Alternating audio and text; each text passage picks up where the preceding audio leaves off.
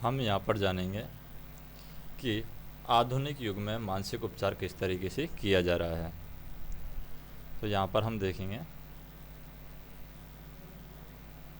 आधुनिक युग में मानसिक उपचार किस तरीके से किया जा रहा है। मानसिक उपचार, तो आधुनिक युग में हम मन का उपचार कर रहे हैं, मन स्थिति का जो उपचार कर रहे हैं वो किस मेथड से कर रहे हैं। वह कौन सी चीज़ है जो उपचार करती है, यह उपचारक शक्ति कहाँ रहती है और इसका लाभ कैसे लिया जा सकता है। ये सभी सवाल हमारे लिए बहुत अहम हैं। इन सभी का एक ही जवाब है, उपचारक शक्ति हर व्यक्ति के अवचेतन मन में निवास करती है और रोगी के बदले हुए मानसिक नज़रिए से यह सक्रिय हो जाती है। अगर उपचारक शक्ति की बात करें तो रोगी के बदले हुए मन से ये सक्रिय हो जाती है। और हम बात करें यहाँ पर कि किसी भी मानसिक या धार्मिक वैज्ञानिक उपचारक या फिर मनोवैज्ञानिक मनोविश्लेषक या डॉक्टरों ने कभी ऐसी किसी मरीज को ठीक नहीं किया है। यह एक पुरानी कहावत है कि डॉक्टर घाव पर पट्टी बांधता है और इधर से उसे ठीक करता है। तो हम बात करें यहाँ पर कि गाँव डॉक्टर है, घाव पर पट्टी बांधता है और ईश्वर उसे ठीक करता है। मनोवैज्ञानिक और मनोविश्लेषक मरीजों के मानसिक अवरोध हटा करके प्रभावी परिवर्तन लाता है ताकि उपचारक सिद्धांत सक्रिय हो सके, रोगी दोबारा स्वस्थ हो सके। इस प्रकार सर्जन शारीरिक अवरोध हटाता है ताकि उपचारक प्रभाव सामान्य ढंग से काम कर सके।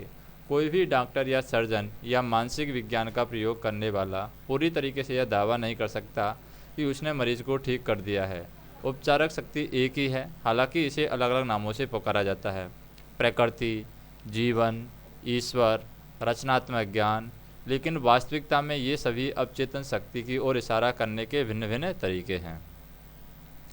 जैसा हमने पहले भी सुन चुके हैं कि हम स्वयं में मौजूद उपचारक जीवन सिद्धांत के प्रभाव के मानसिक, भावनात्मक और शारीरिक अवरोधों को कई तरीकों से हटा सकते हैं। आपके अवचेतन मन में रहने वाला यह उपचार सिद्धांत आपको सभी मानसिक और शारीरिक रोगों से मुक्ति कर सकता है और करेगा भी, बशर्ते है कि आप या कोई दूसरा व्यक्ति इसे सही दिशा दे। यह उपचारक सिद्धांत सभी लोगों में काम करता है, भले ही उसका पंथ, रंग, जाति कोई भी हो। इसका प्रयोग करने से और इस उपचारक प्रक्रिया का लाभ लेने के लिए आपको किसी विशेष चर्च का सदस्य बनने की ज़रूरत नहीं है। आपका अवचेतन मन आपके हाथ के जले हुए या कटे हुए हिस्से को क्या कर सकता है, ठीक कर देगा, भले ही आप नास्तिक या फिर संशयवादी हों। आधुनिक मानसिक चिकित्सा इस सच्चाई पर आधारित है जैसे कि आपकी आस्था होगी आपके अवचेतन मन की असीमित जो बुद्धिमत्ता है और शक्ति की प्रतिक्रिया से वैसी है। मानसिक विज्ञान का प्रयोग करने वाले या फिर पादरी बाइबल के आदेश का पालन करने वाले, यानी वे अपने कमरे में जाकर दरवाज़ा बंद कर लेते हैं, जिसका मतलब है कि वे अपने मस्तिष्क को स्थिर कर लेते हैं और शिथिल कर लेते हैं और असीमित उपचारक शक्ति के बारे में सोचने लगते हैं। अपने भीतर मौजूद वे अपने मस्तिष्क का द्वार सभी बाहरी व्यवधान और वस्तुओं के लिए बंद कर देते हैं और फिर वे अपना आग्रह और इच्छा अपने अवचेतन मन को इस विश्वास के साथ बताते हैं कि उनके मस्तिष्क का ज्ञान उन्हें सही जवाब देगा। जानने की सबसे अद्भुत बात यह है कि इच्छित परिणाम की कल्पना करें, उसकी वास्तविकता को महसूस करें। असीमित जीवन सिद्धांत आपके चेतन चुनाव और आपके चेतन आग्रह पर प्रतिक्रिया करेगा और यही वह वाक्य का अर्थ है कि विश्वास रखें कि आपको मिल जाएगा, आपको मिल जाएगा। प्रार्थना चिकित्सा का प्रयोग करके आप आधुनिक मानसिक वैज्ञानिक भी इसी तरीके से काम करता है। उपचार की प्रक्रिया क्या है? उपचार की प्रक्रिया में हम देखें कि दुनिया की हर चीज़ में सिर्फ एक ही शाश्वत उपचारक सिद्धांत काम कर रहा है, चाहे वह बिल्ली हो, कुत्ता हो, पेड़ हो, घास हो, हवा हो, धरती हो, क्योंकि हर चीज़ सजीव है और यह जीवन सिद्धांत प्राणी, वनस्पति और खनिज साम्राज्यों में सहज बोध और विकास के नियम के रूप में काम करता है। चूँकि मनुष्य इन जीवन सिद्धांतों के बारे में चेतन रूप से जागरूक होता है, इसलिए हम खुद को अनगिनत तरीकों से लाभ पहुँचाने के लिए इसका सचेतन प्रयोग करते हैं। इस शाश्वत सिद्धांत का प्रयोग करने के लिए कई तरीके, तकनीक और विधियां हैं, लेकिन उपचार की सिर्फ एक ही प्रक्रिया है, वह है आस्था, क्योंकि आपकी आस्था के अनुरूप ही आपको परिणाम मिलते हैं। दुनिया के सभी धर्म विश्वास के रूप में हैं और ये विश्वास कई तरीकों से स्पष्ट हो जाते हैं। जीवन का नियम विश्वास है। अपने जीवन और ब्रह्मांड के बारे में आपने विश्वास किया है तो आपका विश्वास क्या है? जैसा आपको विश्वास होगा वैसा ही आपको मिलेगा। विश्वास आपके मस्तिष्क का एक विचार है जिस कारण अवचेतन की शक्ति आदतन सोच के अनुसार जीवन के सभी क्षेत्रों में उतरती है। आपको एहसास करना चाहिए कि जब बाइबल आस्था का जिक्र करती है तो यह किसी अनुष्ठान, समारोह, रूप, संस्था या फार्मूले के विश्वास के बारे में नहीं बोल रही है। यह तो स्वयं विश्वास के बारे में बोल रही है। आपके मस्तिष्क का विश्वास आपके मस्तिष्क का विचार है। अगर आप विश्वास कर सकें तो इसके लिए हर चीज़ संभव है और जो विश्वास करता है। किसी चीज़ यानी किसी ऐसी चीज़ में विश्वास करना मूर्खता है जो चोट या नुकसान पहुंचाए। याद रखें, जिस चीज़ में आप विश्वास करते हैं वह आपको नुकसान या चोट नहीं पहुंचाती है। यह तो आपके मस्तिष्क का विश्वास या विचार है जो परिणाम उत्पन्न करता है। आपके सभी अनुभव, सभी कार्य, जीवन की सभी घटनाएं, वे परिस्थितियां आपके विचार की प्रतिक्रिया और प्रतिबिंबित करते हैं। प्रार्थना चिकित्सा चेतन और अवचेतन मन का संतुलित कार्य है जिसे वैज्ञानिक तरीके से निर्देशित किया जाता है। प्रार्थना चिकित्सा मस्तिष्क के चेतन और अवचेतन स्तरों का क्रमबद्ध, सामंजस्यपूर्ण और बुद्धिमत्तापूर्ण कार्य है जिसे किसी निश्चित उद्देश्य के लिए विशेष रूप से निर्देशित किया जाता है। वैज्ञानिक प्रार्थना और प्रार्थना चिकित्सा के लिए आपको पता होना चाहिए कि आप क्या कर रहे हैं, क्यों कर रहे हैं। आप उपचार के नियम में विश्वास करते हैं। प्रार्थना चिकित्सा को कई बार मानसिक उपचार या फिर वैज्ञानिक प्रार्थना भी कह दिया जाता है। प्रार्थना चिकित्सा में आप किसी निश्चित विचार, मानसिक तस्वीर या योजना को चुनते हैं जिसे आप अनुभव करना चाहते हैं। आप इस विचार या मानसिक छवि को अपने अवचेतन तक पहुंचा देते हैं और काल्पनिक अवस्था की जो वास्तविक अनुभव करते हैं। जब आप अपने जो मानसिक नज़रिए में पूर्ण आस्था रखेंगे तो आपको अपनी प्रार्थना का जवाब मिल जाएगा। प्रार्थना क्या है? प्रार्थना चिकित्सा या फिर हम बात करें जो प्रार्थना है हमारी चिकित्सा या किसी विशिष्ट उद्देश्य के लिए मानसिक कर्म है। मान लें आप प्रार्थना चिकित्सा से किसी समस्या के उपचार का फैसला करते हैं। आप जानते हैं कि आपकी समस्या या बीमारी, चाहे वह जो भी है, आपके अवचेतन मन में रहने वाले भयाक्रांत नकारात्मक विचारों के कारण उत्पन्न हुई है। आपको एहसास है कि अगर आप अपने मस्तिष्क में इन विचारों को सफाई कर दें तो वह आप ही ठीक हो जाएंगे। इसलिए आप अपने अवचेतन मन की उपचारक शक्ति की ओर मुड़ते हैं। आप खुद को इसकी असीमित शक्ति और बुद्धिमत्ता याद दिलाते हैं। आप खुद को यह भी याद दिलाते हैं कि यह हर बीमारी का उपचार करने में सक्षम है। जब आप इन सच्चाइयों पर लगातार सोचते हैं तो आपका डर धीरे धीरे कम होने लगता है और इन सच्चाइयों की विश्वास से जूझती हैं। अंततः याद गलत उन्हें परास्त कर देती है। तो हम बात करें कि आप उस उपचार के लिए धन्यवाद देते हैं जो आप जानते हैं अवश्य होगा। फिर आप अपने मस्तिष्क को उस समय समस्या से तब तक दूर रखते हैं जब तक कि कुछ समय बाद आपके मन में दोबारा प्रार्थना की इच्छा प्रबलता से महसूस नहीं होती है। प्रार्थना करते आप स्थिति को जरा समय नकारात्मकता से भी शक्ति नहीं देते हैं। पल भर के लिए यह नहीं सोचते हैं कि उपचार नहीं होगा। इस तरह के मानसिक नज़रिए से चेतन और अवचेतन मन का सामंजस्य मेल बनता है जो उपचार शक्ति का सक्रिय कर देता है। आस्था उपवार का क्या मतलब है? अंधी आस्था किस तरह काम करती है उसके बारे में हम बात करें कि अंधी आस्था क्या होती है, वो किस तरीके से काम करती है। तो जो अंधी आस्था है वो क्या है? जिसे लोग आस्था उपचार के नाम से जानते हैं वह दरअसल बाइबल में बताई गई आस्था नहीं है, जिसका मतलब चेतन और अवचेतन मन के आपसी संबंध का ज्ञान होता है। आस्था उपचारक वह व्यक्ति होता है जो उपचार में शामिल शक्तियों के वैज्ञानिक समझ के बिना उपचार करता है। हो सकता है कि वह उपचार की विशेष क्षमता का दावा करे और उसमें या उसकी शक्तियों में रोगी की अंधी आस्था उसे ठीक कर दे। दुनिया के कई हिस्सों में पारंपरिक उपचार करके रोगियों को नृत्य, मंत्रों और आत्माओं को बुलाकर ठीक करते हैं। हो सकता है कोई व्यक्ति किसी संत की बात करें, कोई व्यक्ति है किसी संत के स्मृति चिन्हों को छूकर या फिर हम कह सकते हैं खास गंडा बांध करके, अगरबत्ती या धूप जला करके या विशेष जड़ियाँ के काढ़े को पी करके स्वस्थ हो गया हो। जो भी चीज़ रोगी को उस तरीके या प्रक्रिया में सच्चा विश्वास दिलाएगी वह उपचार को अधिक संभव बना देगी। और जो भी चीज़ आपको डर और चिंता से हटाकर आस्था और आशा की ओर ले जाएगी, आपका इलाज कर देगी। कई लोग दावा करते हैं चूँकि उनके सिद्धांत परिणाम देते हैं, इसलिए वे सही और सच हैं। जैसे कि हम पहले भी देख चुके हैं, यह सच नहीं हो सकता है।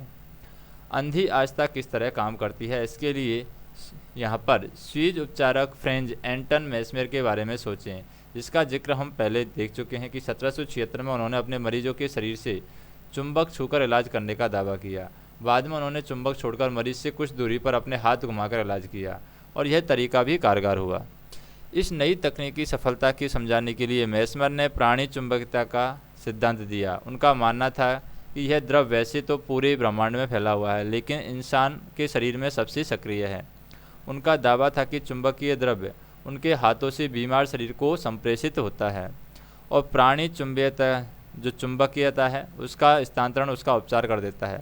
इसके बाद हजारों लाखों लोग उनके पास जाने लगे और कई अद्भुत उपचारों का दावा किया गया। मेस्मर पेरिस आ गए और वहाँ की सरकार ने उनके इलाज की जांच के लिए एक आयोग गठित किया और इस आयोग में प्रख्यात चिकित्सक और एकेडमी ऑफ साइंस के सदस्य थे, जिसमें बेंजामिन फ्रैंकलिन भी शामिल थे। सघन जांच पड़ताल के बाद आयोग ने स्वीकार किया कि मेस्मर ने बीमारों को सचमुच ठीक किया था। हालांकि वे उनके चुंबकीय द्रव्य सिद्धांत को यह भी कहा गया कि सही साबित करने वाला एक भी प्रमाण नहीं है। यह अनुमान लगाया जाता है कि इलाज मरीजों की कल्पना की वजह से हुआ था। इसके बाद हम बात करें कि इसके बाद ठीक बाद मेस्मर को यहाँ पर निर्वासित कर दिया गया। 1815 में उनकी मृत्यु हो गई और इसके कुछ समय बाद इंग्लैंड में मैनचेस्टर में डॉक्टर जेम्स ब्रेड ने यह साबित करने का बीड़ा उठाया कि चुंबकीय द्रव का डॉक्टर मेस्मर के उपचारों से कोई लेना देना नहीं था। डॉक्टर ब्रेड ने पाया कि रोगी को सुझाव देकर सम्मोहित तंद्रा या निंद्रा में भेजा जा सकता था और रोगियों के सम्मोहित तंद्रा में रहते समय वे कई अद्भुत परिणाम यहाँ पर उत्पन्न करने में सफल हुए, जिनका श्रेय मेस्मर ने प्राणी चुंबकीयता को दिया था। और आप देख सकते हैं कि ये सभी उपचार हैं निस्संदेह रोगियों की सक्रिय कल्पना के द्वारा अवचेतन मन को दिए गए स्वास्थ्य के सशक्त सुझावों के द्वारा संभव हुए थे। इसी अंधी आस्था कहना अनुचित नहीं होगा, क्योंकि न तो मरीज न ही उपचारक को यह समझा थी कि ये उपचार कैसे हुए। कल्पनावादी आस्था और इसका अर्थ क्या होता है। किसी व्यक्ति का कल्पनावादी अवचेतन मन उनके चेतन और यथार्थवादी मन के नियंत्रण के अधीन रहता है। यह दूसरों के सुझावों के प्रति भी अति संवेदनशील है। इसका मतलब यह है कि जो भी आपका यथार्थवादी विश्वास है, अगर आप उसमें सक्रियता या निष्क्रियता से आस्था रखेंगे तो आपका अवचेतन मन उस सुझाव द्वारा नियंत्रित होगा और उसकी इच्छा पूरी हो जाएगी। मानसिक उपचारों के लिए विशुद्ध कल्पना शक्ति आस्था की जरूरत होती है। उसे हासिल करने का तरीका यथार्थवादी या चेतन मन के सक्रिय विरोध का अंत करना है। जाहिर है कि शरीर के प्रभावी उपचार के लिए सबसे अच्छा यह रहेगा कि चेतन और अवचेतन दोनों के मन आस्था को पूरी तरीके से स्वीकार करने की अवस्था में हो। वर्तमान में यह हमेशा ज़रूरी है कि आप अपने मन और शरीर को शिथिल करके उन्नीदी अवस्था में पहुंच सकते हैं, निष्क्रियता और ग्रहणशीलता की स्थिति में दाखिल हो सकते हैं। इस उन्नीदी अवस्था में आपकी निष्क्रियता कल्पनावादी छाप के प्रति ग्रहणशील बन जाएगी। एक व्यक्ति ने लेखक से एक बार पूछा कि ऐसा कैसे हो गया कि उस पादरी ने मुझे ठीक कर दिया, जब उसने मुझे बताया कि रोग जैसी कोई चीज़ नहीं होती और उसका कोई अस्तित्व ही नहीं है। तो मैंने उसके एक भी शब्द पर यकीन नहीं किया। मुझे लगा कि वह मेरी बुद्धि का अपमान कर रहा है, लेकिन इसके बावजूद मैं ठीक हो गया। ऐसा कैसे हो सकता है। जैसा मैंने इस व्यक्ति का बताया कि इसका स्पष्टीकरण आसान था। वह पादरी के शांतिदायक शब्दों से शांत हो गया। फिर पादरी ने उसे कुछ समय के लिए पूर्णतः निष्क्रिय अवस्था में जाने, कुछ न बोलने और सोचने की सलाह दी। तो क्या होता है, पादरी भी निष्क्रिय बन गए। उन्होंने आधे घंटे तक शांति से, धीरे धीरे, दृढ़ता से लगातार कहा कि इस व्यक्ति को संपूर्ण स्वास्थ्य, शांति, सद्भाव और पूर्णता मिल जाए। फिर आधे घंटे के बाद उस व्यक्ति को असीमित राहत महसूस हुई और वह दोबारा स्वस्थ हो गया। यह देखना आसान है कि उपचार के समय निष्क्रियता के कारण उसकी कल्पनावादी आस्था प्रकट हो गई और पादरी के द्वारा किए गए संपूर्ण स्वास्थ्य के सुझाव उसके अवचेतन मन तक पहुंच गए और दोनों कल्पनावादी मन तालमेल में थे। अगर उस व्यक्ति ने उपचारक शक्ति और उसके सिद्धांत के सही होने के बारे में अपनी शंकाओं को उस वक्त उभरने दिया होता तो वह विरोधी आत्म सुझाव के रूप में काम करता और इस स्थिति में पादरी के सुझाव बहुत कम असर दिखाते, बल्कि निष्फल भी हो जाते, असफल भी हो जाते। वर्तमान में उन्नीदी निष्क्रिय अवस्था में चेतन मन का विरोध न्यूनतम हो गया। रोगी का अवचेतन मन पादरी के सुझावों के प्रति ग्रहणशील था और उसने उन सुझावों के अनुरूप कार्य किया और उपचार हो गया। अनुपस्थित उपचार का अर्थ क्या होता है?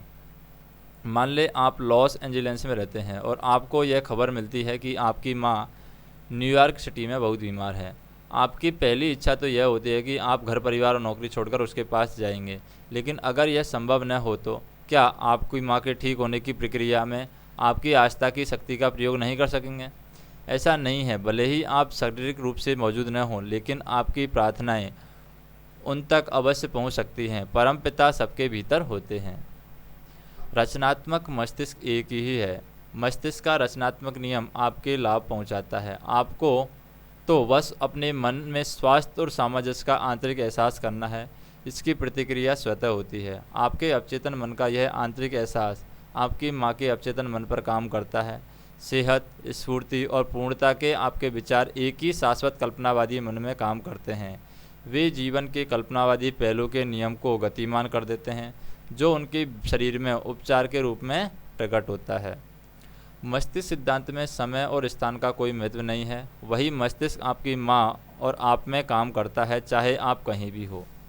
स्वास्थ्य की बात करें कि वास्तव में कोई भी अनुपस्थित उपचार नहीं होता है जो उपस्थित उपचार का विरोधी हो, क्योंकि शाश्वत मस्तिष्क हर जगह है। आप विचार भेजने और पकड़ने की कोशिश नहीं करते हैं। आपका उपचार विचार की चेतन गति है। जब आप स्वास्थ्य, कल्याण और आराम के लक्षणों के प्रति जागरूक बन जाते हैं तो ये लक्षण आपकी माँ से प्रकट होंगे और उसके बाद परिणाम आपको अवश्य मिलेंगे। यहाँ असल ज़िंदगी का एक उदाहरण दिया जाता है जिसे गलती से अनुपस्थित उपचार मान लिया जाता है। लॉस एंजलिस की एक महिला को पता चला कि न्यूयॉर्क में रहने वाली उनकी माँ को कोरोनरी थ्रोम्बोसिस हो गया है और वह अपनी माँ के पास नहीं जा सकती थी। इसलिए उसने प्रार्थना की कि उपचारक शक्ति मेरी माँ के पास है।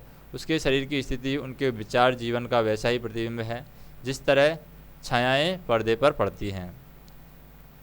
मैं जानती हूँ कि उस पर्दे की छवियों को बदलने के लिए मुझे उन चीज़ों को बदलना होगा जिसका वे प्रतिबिंब दिखाती हैं।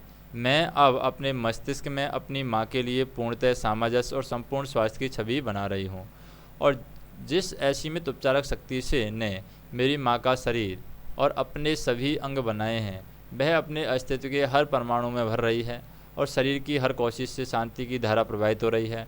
डॉक्टरों को देवी मार्गदर्शन मिल रहा है और जो मेरी माँ को छू रहा है उसे सही काम करने का मार्गदर्शन मिल रहा है। मैं जानती हूँ कि रोग अंतिम सच नहीं है। रोग यहाँ पर अंतिम सच नहीं है जो किसी का उपचार नहीं हो पाता। मैं प्रेम और जीवन के असीम सिद्धांत की समर्थक हूँ। मैं जानती हूँ और यह आदेश देती हूँ कि मेरी माँ के शरीर में सामंजस्य, सेहत और शांति व्यक्त हो रही है। उसने दिन में कई बार ये प्रार्थना दोहराई। कुछ दिन बाद उसकी माँ की हालात में उल्लेखनीय सुधार हुआ। उसका हृदय रोग चिकित्सक हैरान रह गया। उसने ईश्वर में प्रबल आस्था के लिए उन्हें बधाई दी। बेटे के मस्तिष्क की पूर्ण आस्था के साथ स्वीकार किए गए निष्कर्ष से शाश्वत अवचेतन मन में व्याप्त रचनात्मक ऊर्जा को सक्रिय कर दिया और यह उनकी माँ के शरीर में संपूर्ण स्वास्थ्य और सामंजस्य के रूप में प्रकट हुआ। और बेटी ने उनकी माँ के यहाँ पर बारे में जो सोचा था वह उनकी माँ के अनुभव से व्यक्त हुआ। अवचेतन मन की गतिशील कर्म की सक्रिय करना क्या होता है, यानी अवचेतन मन के गतिशील कर्म को किस तरीके से सक्रिय किया जाता है। मेरी एक वैज्ञानिक मित्र हैं, उन्होंने मुझे बताया कि एक महत्वपूर्ण अंग की बायोप्सी में कैंसर की कोशिकाएं मिली हैं। डॉक्टर ने पीड़ादायक और ख़तरनाक उपचार का सुझाव दिया है। इसके लिए हाँ करने से पहले मेरे मित्र ने एक और तकनीक आजमाई। हर रात में सोने से पहले वह शांति से विश्वास जताती थी कि हर कोशिक, नस, तंत्रिका, अंग अब पूर्ण दोष रहित और आदर्श बन रहा है। मेरे पूरे शरीर में स्वास्थ्य और सामंजस्य दोबारा लौट रहा है। लगभग 1 महीने में पूर्ण उपचार हो गया और बाद के परीक्षणों में पता चला कि कैंसर की कोशिकाएं अब नहीं बची थी। मैं इससे बहुत प्रभावित हुआ, लेकिन मेरी जिज्ञासा जाग गई। मैंने उससे पूछा कि वह सोने से पहले अपना निश्चय क्यों दोहराती थी, तो उसने बताया कि एक बार किसी दिशा में सक्रिय होने पर अवचेतन मन का काम नींद के दौरान भी चलता रहता है। इसलिए वह बहुत ज़रूरी है कि आप सोने से पहले अवचेतन मन को कोई लाभकारी काम सौंप दें। और यह बहुत समझदारी भरा जवाब था। यह भी ध्यान दें कि सामंजस्य और पूर्ण स्वास्थ्य के बारे में सोचते समय उसने एक बार भी अपनी बीमारी का नाम नहीं लिया। मैं प्रबलता से सुझाव देता हूं कि आप अपनी बीमारियों के बारे में बोलना बंद कर दें, उनका नाम न लें, खास तौर पर सोने से ठीक पहले के घंटों में। उन्हें जिस एकमात्र स्रोत से जीवन मिलता है वह है आपका ध्यान और डर। ऊपर जिस मनोवैज्ञानिक का जिक्र किया है उसकी तरह मानसिक सर्जन बने, फिर आपकी मुश्किलें भी उसी तरह दूर हो जाएंगी जिस तरह निर्जीव शाखाएं किसी पेड़ से टूट जाती हैं। इसके विपरीत यदि आप लगातार अपने दर्द लक्षणों में रट लगाए रहते हैं, उसके बारे में बात करते हैं, तो आप उनकी शक्ति बढ़ा देते हैं। आप उन गतिशील कर्म को रोक देते हैं जो आपके अवचेतन मन की उपचारक शक्ति और ऊर्जा को सक्रिय करता है। यही नहीं, आप ही आपके मस्तिष्क के नियम द्वारा ये कल्पनाएं आकार लेने लगती हैं और वही चीज़ हो गई जिसका मुझे बड़ा डर था। अपने मस्तिष्क में हम बात करें, अपने मस्तिष्क में जीवन की महान सच्चाई और प्रेम की रोशनी को बढ़ाएं। आपकी सेहत बढ़ाने के सूत्र क्या हैं? पता लगाएं कि वह कौन सी चीज़ है जो आपका उपचार करती है। विश्वास करें, अवचेतन मन को दिए गए सभी निर्देश आपके मस्तिष्क और शरीर का उपचार कर देते हैं। दूसरा, अवचेतन मन को अपने आग्रह या इच्छाएं बताने की एक निश्चित योजना बना लें। इच्छित परिणाम की कल्पना करें, उसकी वास्तविकता महसूस करें, उसे लगातार करें और आपके निश्चित रूप से परिणाम मिलेंगे। फैसला करें कि विश्वास क्या है। जान लें कि विश्वास आपके मन का एक विचार है। आप जो सोचते हैं आप उसकी रचना करते हैं। बीमारी या नुकसान या चोट पहुंचाने वाले किसी चीज़ में विश्वास करना मूर्खता है। संपूर्ण स्वास्थ्य, समृद्धि और शांति और दौलत और दैवीय मार्गदर्शन से विश्वास करें। आप जिन महान उदात्त विचारों के बारे में आदतन सोचते हैं वे महान कर्म बन जाते हैं। अपने जीवन में प्रार्थना उपचार की शक्ति लागू करें। निश्चित योजना, विचार और मानसिक तस्वीर चुन लें। उस विचार के साथ मानसिक और भावनात्मक तालमेल बनाएं।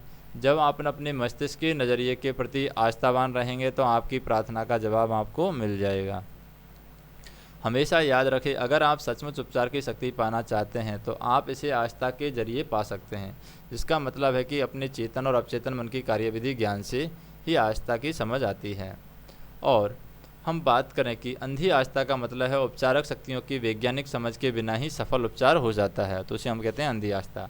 अपने बीमार प्रियजनों के लिए प्रार्थना करना सीखें। अपने मन को शांत कर लें। सेहत, स्फूर्ति और पूर्णता के आपके विचार शाश्वत कल्पनावादी मस्तिष्क के माध्यम से आपके प्रियजन के मस्तिष्क में महसूस किए जाएंगे। जो भी आप विचार अपने मन में सोचते हैं और वो वहाँ पर प्रकट हो जाएंगे। नेक्स्ट वीडियो के अंदर हम देखेंगे कि मानसिक उपचार की व्यवहारिक तकनीक कौन कौन सी होती हैं।